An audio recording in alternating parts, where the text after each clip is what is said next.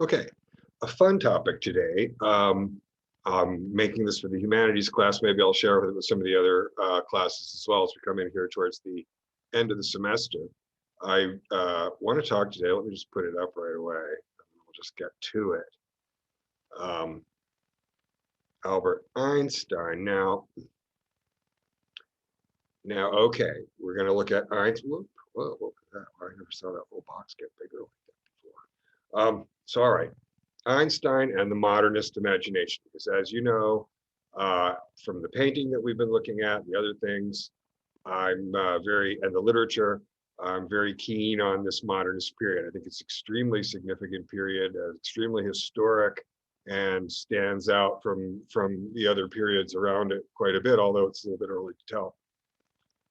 So that's what I'm doing, and you really couldn't do modernism, I think, without talking about Albert Einstein and the theory of relativity. Albert Einstein, while he was still a young man, while he was still actually working as a clerk in the patent office in 1905, published not one, but 4 papers, including a paper explaining the basic theory of relativity. So he got a rocket ride to the stars there.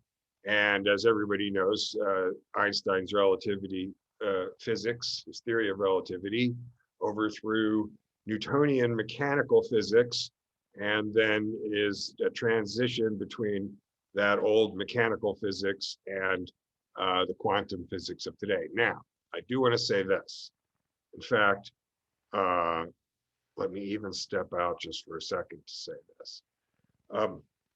You might be thinking one of two things.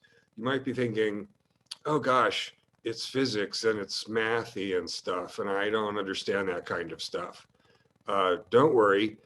Or you might be thinking, oh, you know, I'm like a STEM major. I'm like an engineer. I'm a physics major. This hippie's going to talk about Einstein, you know, WTF.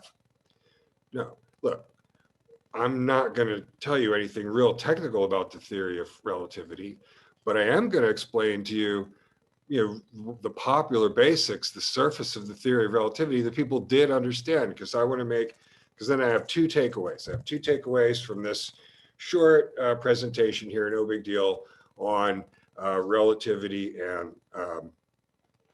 and the modernist imagination. And I can't decide whether to correct this.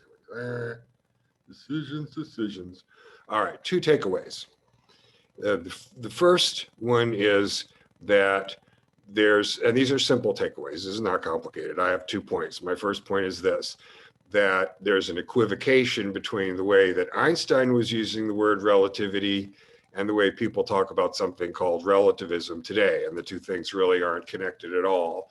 And that's an important point to make, because there's a whole lot of popular culture all through the 20th century, very much having to do with all different sorts of relativistic ideas.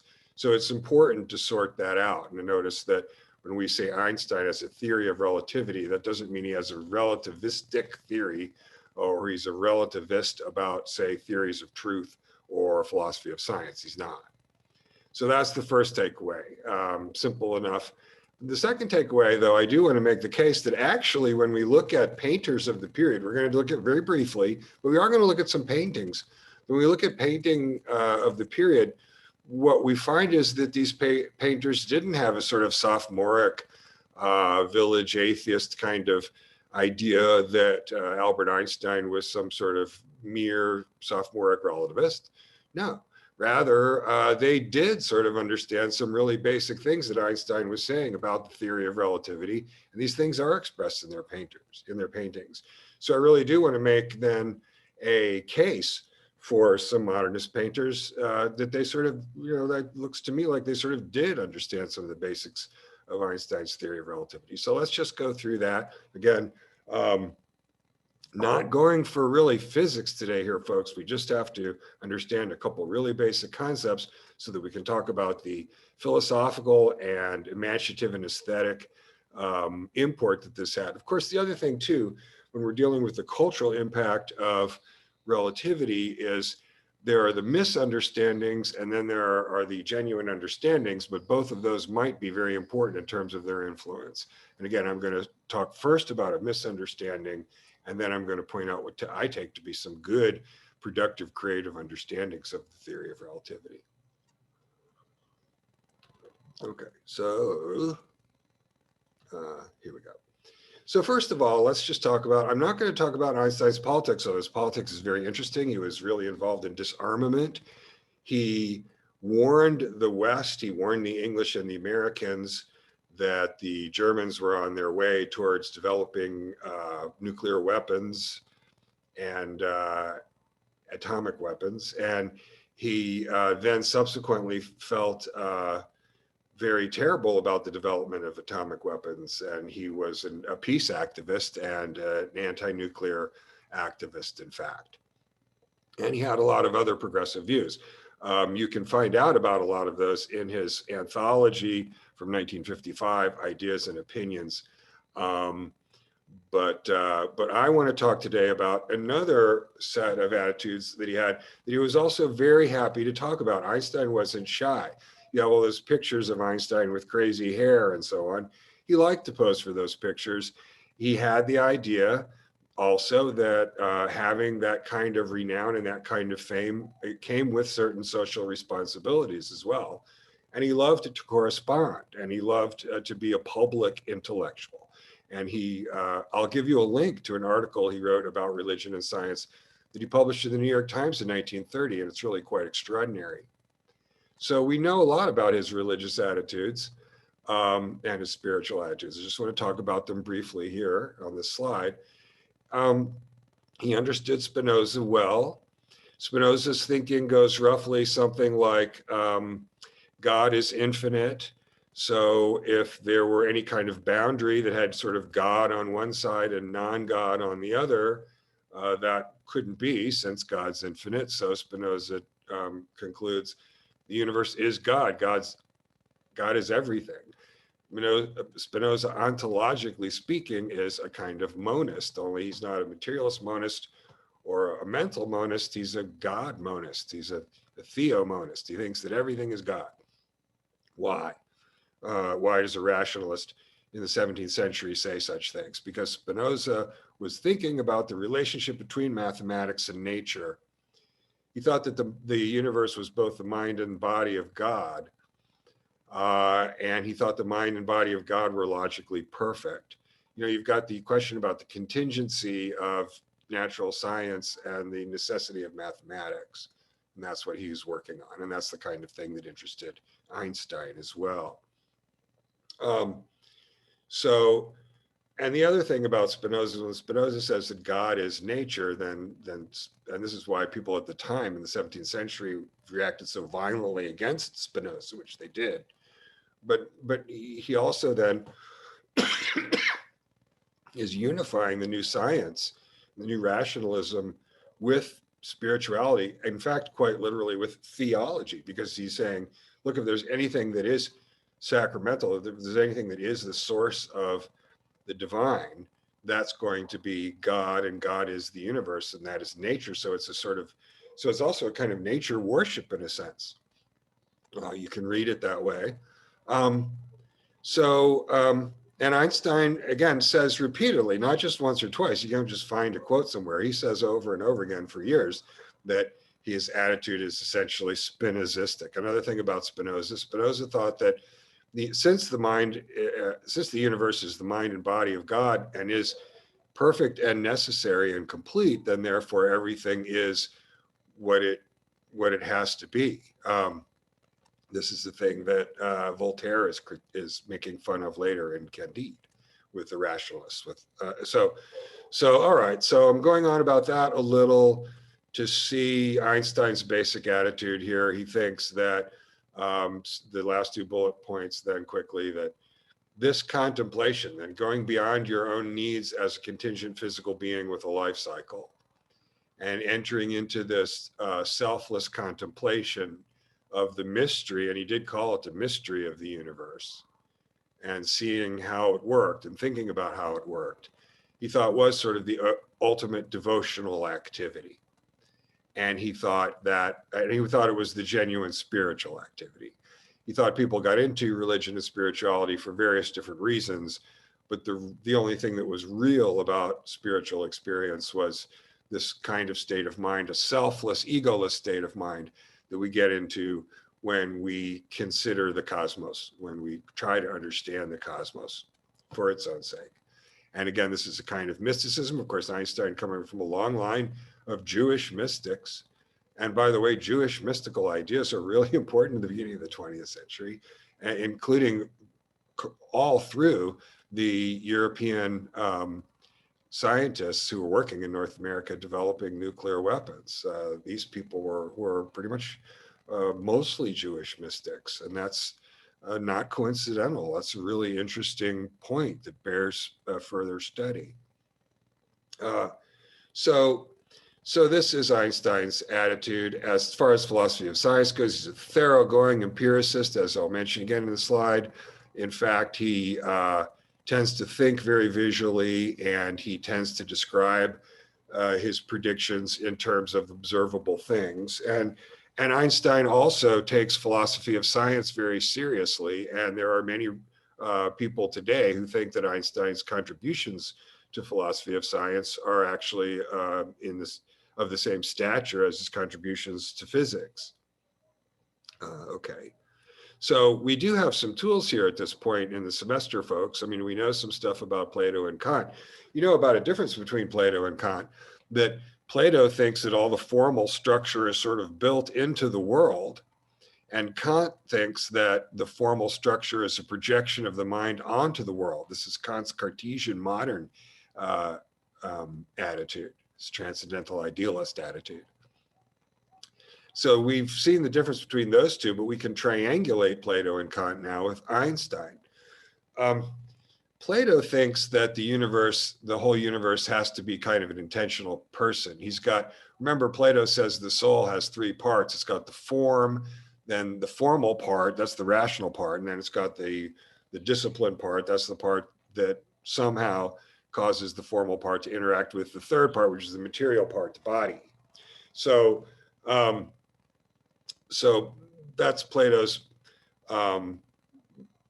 schema of the soul. That's also Plato's schema of the form-matter relation in general, and Plato thinks the universe must be a person like that too. And Plato also thinks that Plato and Kant, in fact, both agree that it has to be that there's an intentional person, a rational being has to be the source of moral value in the universe, since after all, a moral being is where you find moral value. So there has to be a moral being that is a rational being who is the foundation of moral value. And both Kant and Plato think that. Plato in the Timaeus describes the universe as a big person. So what is this in short? In short, this is the personal God, the notion that God is a person, meaning specifically, I like to be specific about that you have a being that has beliefs and desires and forward intentions and aversions and attractions and so on, values, in other words, which is, again, precisely why Plato and Kant think it's important that God exists. Einstein doesn't think that. Einstein thinks that it's a childish notion, as said on the last slide, the notion of a personal God. He is more in line with Eastern attitudes like the Taoist attitude, that at the sort of ultimate level, we're looking at a valueless place because it's a unity, it's a oneness. And in that oneness, then it cannot be said to have parts that are more valuable than other parts. And that kind of attitude is the attitude that Einstein has, unlike these two rationalists, Plato and Kant. Again, what's the difference between Plato and Kant? That Plato thinks that form is sort of real and in the world, and Kant thinks that form is a kind of projection of the mind. In that, Einstein is much closer to Plato. Einstein and Plato are both metaphysical realists, that is. They think they're talking about a real thing when they talk about the structure of the universe. And Kant is, as I said, a kind of transcendental idealist who really doesn't think that we can make those kinds of claims about the world. Um, Einstein and Kant. Einstein, again, Kant is a subjectivist. We might call it, we would say again about mathematics, say that he has an intuitionist theory of mathematics, that the mind is organizing the world in a certain way. That's Kant's technical sense of the word intuition. And Einstein doesn't think that. Einstein is with Plato on that one. Einstein thinks that when he's making these physical and metaphysical remarks, he's talking about the world and not about some sort of mental projection onto the world. So all the intuitionist Kantian stuff, you can sort of cross out. I mean, that's an easy part. His relationship with Plato, I think, is more interesting. Okay. And the second bullet point, then just to finish up that slide, he is an empiricist. He talks about, for example, the way, what would happen to two clocks that were set at the same time and then were moving at different speeds. He talks about riding on a beam of light. He consistently is someone who thinks through visualizations. So he's definitely, well, we'll see what that is. We'll see what that is, because we want to talk about now then is space and time. Einstein doesn't come, sort of ex nihilo. I mean, Einstein, when he's talking about space and time, he's part of a very venerable tradition of people talking about space and time. And a lot of these people, not just the people I mentioned here, but any number of other people we could talk about, Aristotle, Leibniz, not only have theories of space and time, but they have interesting and interestingly correct theories about space and time that are based on good, solid reasoning of one sort or another. So let's quickly look at a couple of basic theories of space and time. Newton is your basic paradigm, thinking it's absolute. That is, you have a fixed three-dimensional space. And Newton also thinks that you have a fixed passage of time which coexists with the three-dimensional space, but is separate from it, but is independent from it. So think of space with a sort of grid through it, a lattice work grid, a three-dimensional grid through it, with all the points on it already fixed, like a big empty room waiting for somebody to put some furniture in it. And that's this notion of absolute space and time. Absolute also, then notice, mind-independent space and time. Of course, Kant thinks something the opposite of that. Kant thinks that space and time are intuitions of the mind. Kant, of course, wanting to do that precisely because he wants to say there's more to reality than the reality that Newton describes, because Kant is concerned that that Newtonian empirical world is a world that doesn't have values in God and freedom and all that wonderful stuff. So Kant says, no, well, this is all a projection of the mind. That's the phenomenal world. That's the world that science, amoral science, studies. Again, he's an outlier with all of these people because the ancient Greeks aren't going to go along with that. Newton and Einstein aren't, and the empiricists also are not. Kant is going to stand alone as the one who says that space and time. He says this also about causal relations. He says this also about multiplicity, that there's more than one object. He says these are all intuitive structures that the mind uses to organize the world, which is, if you're thinking that's a really weird thing to say, you're right, it is. But throughout the 20th century, that Kantian idea really had a firm grip. You can see it. You can see it listening now. It's interesting. The empiricists, meanwhile, and empiricists, look, the empiricists have trouble with mathematics. I have empiricist tendencies and aspirations myself, but the metaphysics of mathematics is one place where I really don't tend to be satisfied by empiricist stories about that. And here we have a pretty straight ahead parallel with metaphysics of mathematics, in as much as, again, Kant's going to have an intuitive notion of that. With the empiricists, people like Mill, Russell, Wittgenstein, we get the idea that, well, you have a human practice. Human beings are getting by and they have their own needs and their own ways of doing things. It's more persuasive when you start talking about their own bodies, and so they devise these ways of getting by. And so what you're calling, so the empiricist then would say, no, look, what you're calling mathematics is really just something that's a human projection or construction, which is the part that I don't have those intuitions. I have Platonic intuitions about that. Anyway, in the philosophy of mathematics, we would call this logicism.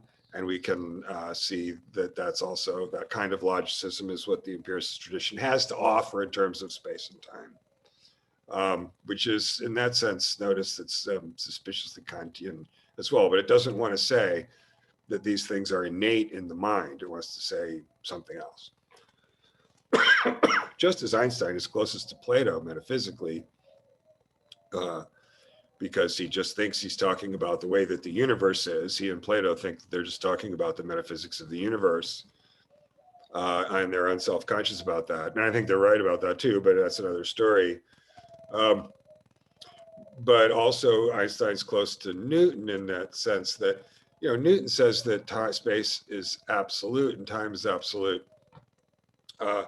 Einstein modifies that very greatly. He says that really space and time are one thing that can't be separated. And he says that space and time are curved. And specifically, they're curved around massy objects. And so, that's very different from Newton, who says that space and time are two absolute things.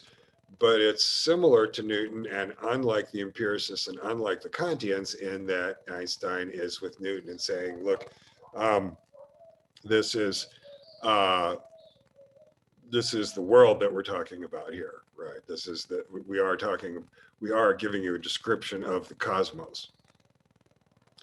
So Einstein, then, we just look a couple basic things. I'm going to give you a visual explanation in the next two slides, which I think is really the only way to do it. But part of Einstein's then theory, we're trying to understand what relativity is now here just a little bit, entails that the gravitational attraction varies by mass. So massy objects leave different sort of footprints, depending on their mass. Energy equals mass times the speed of light squared, isn't that it? And gravity also bends light. It bends space. It bends light. And so the same thing can be in different places at the same time. That is, during, say, an eclipse of the location of the planet Mercury during an eclipse of the sun. If you weren't in the path of the eclipse, then the location would be one place, and if you were, it would be somewhere else, and vice versa. It can appear at different times in the same place, in the same way. Okay, so that's relativity. Think about it this way. Think of gravity as similar to the steepness of the slope. So the big heavy object is going to make a big steep slope in the hole that it forms because it's so heavy. Notice also that when you think of gravity that way, gravity as sort of something rolling down a slope, and how steep is the slope, that equates gravity with velocity then at that point, right? Gravity is speed. And the other corollary of that, here's the first thing, right? Gravity is, what's happening is massy objects are bending space-time. And so think of an object rolling along the plane, and then all of a sudden, whoops, it's rolling down something. How steep is it? And then the other thing is then light is getting bent by massy objects as well. And that's why these experiments during eclipses are important, because all of a sudden then the idea is that all of a sudden you might see the shift that's predicted to occur when the light isn't being bent the way that it was before. And indeed that was confirmed. And that's why Karl Popper thought that Einstein's theories were a good example of what he would call falsifiable theories.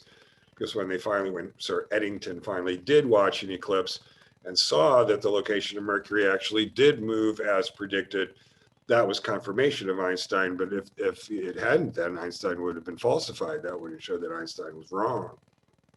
Again, Einstein, very much an empiricist. He would have told you that was one of the most important things about him if we were considering him at this sort of intellectual, general intellectual level.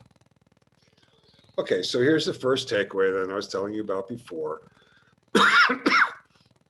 about the word relative. It's pretty simple. There's an equivocation on the word relative. Let's talk about what that equivocation is. Einstein is the one with this sort of special meaning of the word relative and relativity. For Einstein, the primary sense is everything's moving relative to everything else, and with space-time, then that's going to make a big difference. From this drives the secondary sense.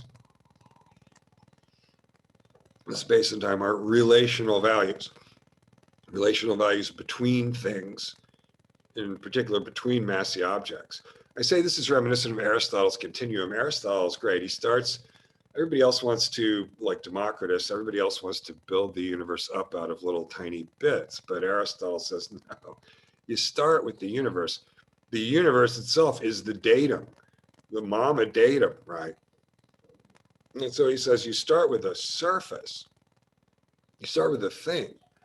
You have coordinates because they're coordinates relative to a surface. You don't actually have any locations in your universe until your universe contains at least a speck of surface. All you need is a speck, because then you've got coordinates relative to the surface. You've got the coordinates of everywhere else. And then once you've got, and then Aristotle goes on, so you've got a surface, so you've got coordinates, so then you've got space, so then you've got motion, so then you've got time. Time comes in kind of late. So Aristotle's Continuum, again, starts from the fact of a surface and sort of builds up time and space as relational properties, granting that surfaces exist. And that's very similar to what Einstein says. That's the sense in which it's relational. So this is a radical change, second bullet point. This is a radical change from Newtonian notions of space. But now we're doing some cleanup work here. We're doing some negative clearing work here, right? We want to say, it's wrong to say that Einstein says that the world is an illusion, that what you're seeing somehow isn't real. Einstein doesn't imply anything like that in anything that he says.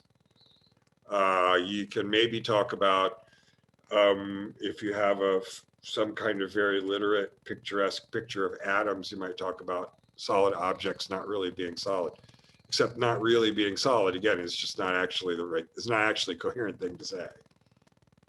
All right. And in general, still second bullet point, right? It doesn't imply subjectivity. I mean, you could be a perspectival relativist and say, I'm at the bottom of the hill, so the road is going uphill to me, and you're at the top of the hill, so the road is going downhill to you. So the road that's up to me is down to you, and we understand what that means, and we can translate that into something more general.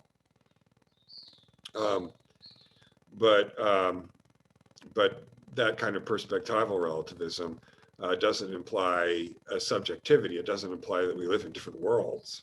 And Einstein doesn't think that we live in different worlds. So that's the first thing. And then the second thing, third bullet point on the slide, it doesn't, and nothing that Einstein says has anything much to say about ethics or aesthetics or any kind of values at all. I mean, just because a physicist or a philosopher or anybody else, a guru, tells you, explains something about the world to you, I mean, explains that the world is somehow not what it seemed or is something more than what you knew. I mean, that might have some kind of ethical or aesthetic implication, but not necessarily.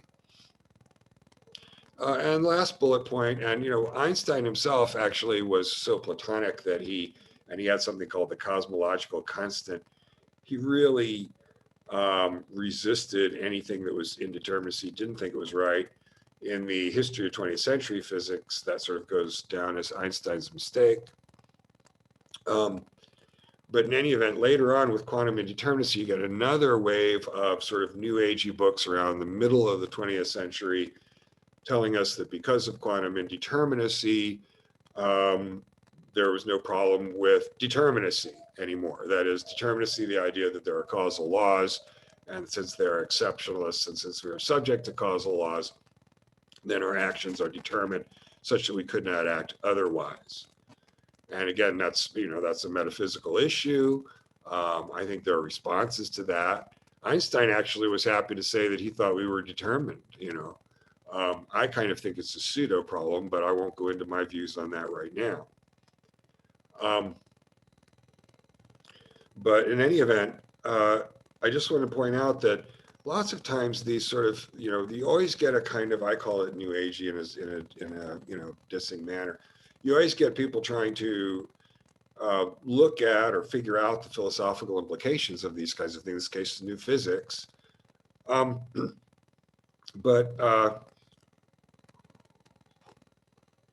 here's the problem with saying that quantum indeterminacy undermines determinism and establishes human freedom. The problem is this, that to be free, you have to be somebody. That is, when I say that my act is free, I mean that there was an act of mine. It has to be my act that was free. I'm the one who's supposed to be free. And I do have some concreticity to me. I mean, when we say that I'm free, that doesn't mean I'm random. If I had some nervous system problem where I randomly spasmed, don't worry, I'm not going to act out randomly spasming right now. But if I had such a thing, you wouldn't think that I was free because I randomly spasmed and those were my free, movements? Because those would just be movements. They wouldn't be actions. For something to be an action, it has to be my action. And to be my action, it has to be that's reflective of me, that I am the cause of it, that I am the cause of it. That is, there's something about me that is the explanation for the action. That's what it has to be. If it's uncaused or random or indeterminate, then whatever else it is, whatever else that event is, it's certainly no action of mine. And that's why any indeterminate theory, any theory of indeterminacy of any kind is just not going to get you freedom, because the only kind of freedom that's any good is your freedom, and you are a person. Okay, so that's the last bullet point on that slide. Conscious being a physical event that has no cause cannot be said to be the action of an agent. That's really important. That's a really basic empiricist response to the problem of free will and determinism, I think. A lot of people would call that compatibilist. Again, I think that free will and determinism is a pseudo problem. Explain that elsewhere. Okay, so we've done that negative work, but now I want to talk about relativity and the positive, because Einstein, I mean, we're really being skunks at the garden party. We're really being wet blankets and sticks in the mud if we want to say that Einstein's influence on artists in the early 20th century was bogus or dumb or something, because there's beautiful art that came out of it, and I'm going to show you some. And I'm not claiming here that Einstein was the cause of all of this art or anything. I'm just saying that here are some artists who, among other things, were influenced by their interpretations of Einstein's relativity theory, as I just explained it to you in terms of massy objects and the relationship of massy objects to light and to space-time.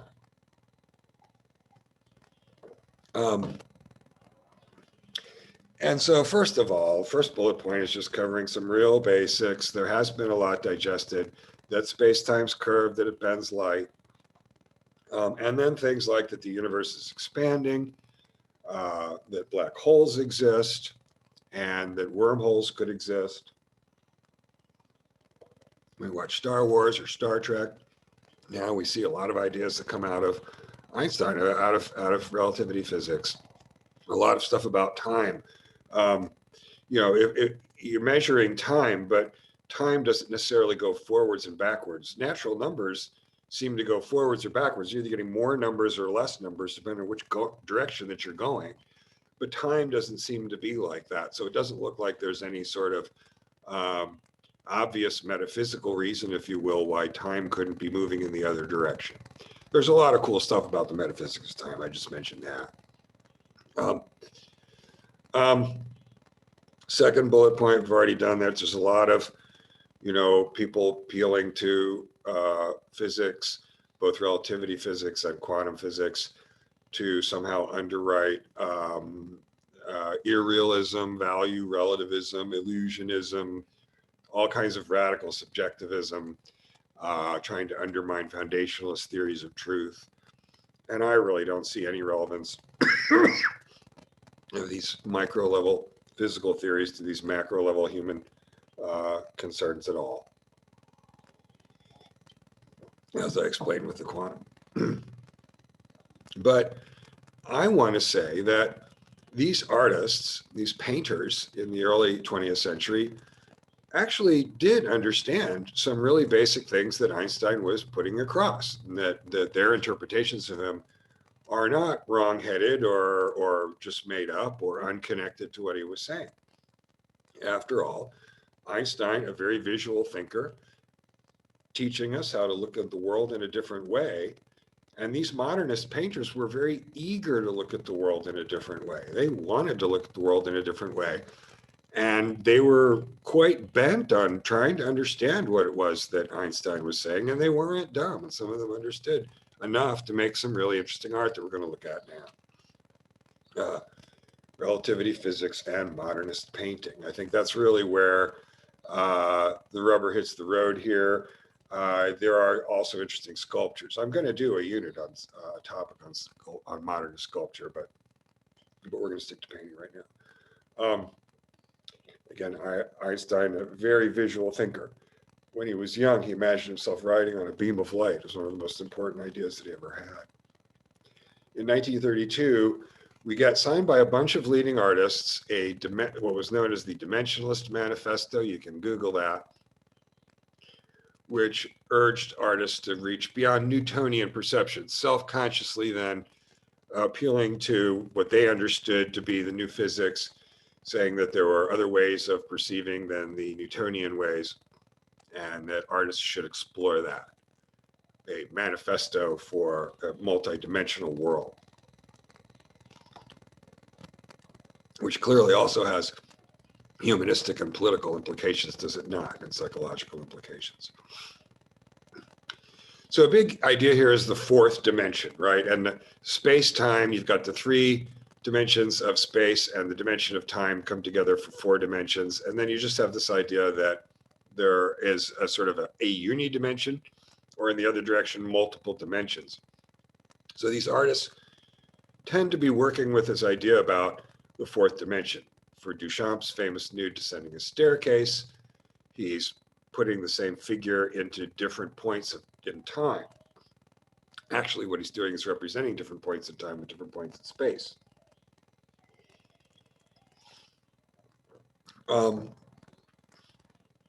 The cubism we're looking at here is mostly what we call analytical cubism. We're going to look at three painters, Braque, Picasso, and Juan Gris. They all, excuse me, have what's called an analytic cubist approach. What is that? To look at something from all the different angles, as many different angles as possible, really study it from different angles and do studies, artist studies from different angles, and then try to compose a picture which incorporated these different angles and different surfaces and different shapes that we're seeing from different angles, and how those are going to be related to each other. So for them, the idea of the fourth dimension was you sort of synthesize and integrate all of these different three-dimensional views. Kandinsky and some other Russians interpreted things very, very broadly, that all of the structural stuff was kind of out. And I think when you look at Kandinsky, you see someone really moving towards expressionism, really moving towards abstraction. Still drawing things that kind of look like little balls in space and flowers and things. Juan Gris is this way too, but moving towards abstraction. And finally, the Surrealists, remember, they put the real in surreal, taking ordinary perceptions, making the ordinary look strange, like the Russian writers. And in the case of Salvador Dali, starting with a realistic image and then bending it into startling and grotesque shapes. So let's look at some of these paintings. Duchamp, who makes some really beautiful pictures, and then he does all those found art things and mud and all that. A conceptual artist, but also just an excellent painter. Excellent painting. George Braque, Analytic Cubism, the pedestal table, a lot of still lifes, portraits, landscapes, a lot of typical painting forms rendered in the Cubist manner. And there is a sort of way of, one of the pleasures of looking at the Cubist paintings is that the objects tend to kind of emerge more and more clearly as you look at them. So that's part of the intellectual interest of the paintings. And I think for that reason also, some of these Cubist portraits are really over the top. Big paintings, intensely Cubist, intensely fractured and fractal paintings. This one is Thames, picture of Dora Maar. But they were very popular. People found these paintings to be fascinating. Synthetic Cubism, we'll talk about that more when we do Picasso, incorporating other elements, mixed media, and also moving again in this direction of abstraction. Juan Gris has also some very, very abstract looking canvases. Kandinsky really has a frankly abstract interpretation now, and he is then a very important painter in as much the movement is important in as much as the movement is towards expressionism. Kandinsky's paintings are real nice. You should look at them. And since this is college, you all know Salvador Dali. He used to sort of deny anytime you'd ask him about his sort of intellectual ideas, he'd deny that he had any at all. But obviously, he has these bent clocks, melted watches, and watches and clocks being eaten by ants, a symbol of decay and passing away. He made many of these paintings. The Persistence of Memory just is a famous one. And all right, and so is that it? Yeah, okay. So again, then I'll just end up here. I'll just end this quickly, but again, two takeaways. One, a sophomoric equivocation on the meaning of the word. Relativity or relative makes for a lot of bad, wrong interpretations of relativity theory, which doesn't really have anything to do with moral relativism. Second point, however, the modernist painters of the early part of the 20th century did understand some really basic concepts of relativity theory, and they tried in a very earnest and intelligent manner to explore those and follow those out. And they made some really, really interesting art, some art that's really worth looking at. And it's worth knowing about its connection to relativity theory and the physics of the times. All right, well, so we're also going to do Picasso now. So I'll see you next week. It'll be a fun week.